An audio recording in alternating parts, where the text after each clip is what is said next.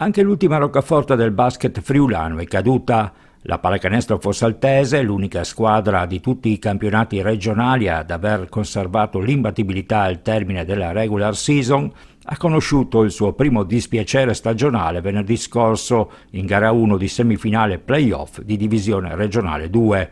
L'impresa è riuscita con merito al Fontana Fredda di coach Colombera, dopo una partita che ha visto i pordenonesi sempre avanti nell'ordine delle 6 lunghezze e che si è risolta solamente sul fil di sirena, regalando un finale particolarmente intenso ed emozionante. Il Fontana Fredda ha fatto la differenza soprattutto dalla grande distanza, mettendo in mostra Fernandez, Verardo, Bomben e Just, finiti tutti in doppia cifra. Fossalta invece è incappata in una serata da dimenticare proprio dall'arco, ma troppi sono stati anche gli errori da sotto e dai tiri liberi.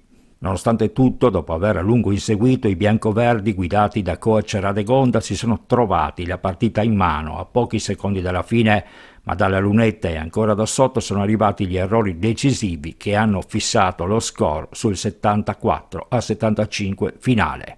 Mercoledì 24, gara 2 a Fontana Fredda.